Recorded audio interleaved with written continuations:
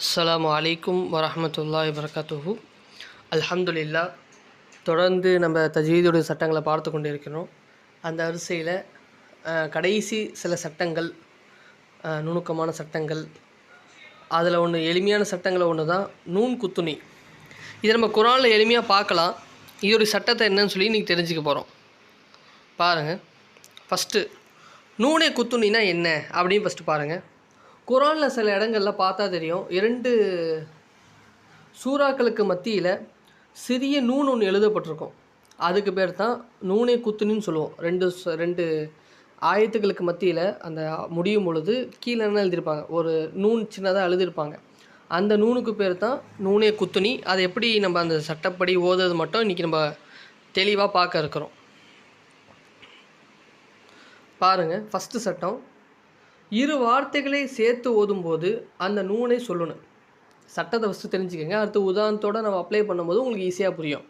First என்ன செய்யணும், 2 வார்த்தையை சேர்த்து ஓதுறோம் அப்படின்னா அந்த நூனையை குத்துனியை ப்ரொனவுன்ஸ் பண்ணி ஓதணும், அதை உச்சரித்து ஓதணும். இல்லை அப்படி நம்ம அதை நிப்பாட்டுறோம் அப்படின்னாக்கா அந்த நூனை ப்ரொனவுன்ஸ் பண்ணக்கூடாது, அது நம்ம மொழியக்கூடாது. அதுதான் சட்டம். இப்போ சட்டம் வழங்கியிருக்கும்னு நினைக்கிறேன். அப்போ 2 வசனங்களுக்கு மத்தியில் சின்னதாக நூன் போட்டிருப்பாங்க. அந்த சேர்த்து ஓதணும் அப்படின்னா அந்த நூனை ப்ரொனவுன்ஸ் பண்ணணும். நம்ம நிப்பாட்டுறோம் அப்படின்னா அந்த நூனை ப்ரொனவுன்ஸ் பண்ண தேவையில்லை. இப்போ உதாரணத்தை பார்த்துருவோமா? பாருங்கள். உதாரணம் பாருங்கள். உதாரணமாக கதீருன் அப்படி சொல்லி முடியுதா, அது பக்கத்தில் அல்லதி அப்படின்னு சொல்லி ஆரம்பிக்குது. இது நம்ம இப்படி நிப்பாட்டி ஓதுறோன்னா எந்த பிரச்சனையும் கிடையாது. இதே நம்ம சேர்த்து ஓதுறோம் அப்படின்னாக்கா கதீருனில்லதி அப்படி ஓதணும். இந்த நூன் அங்கே போட்டிருப்பாங்க, ஜேர் போட்டு ஒரு நூன் போட்டிருப்பாங்க. இதான் நூனே குத்துனி.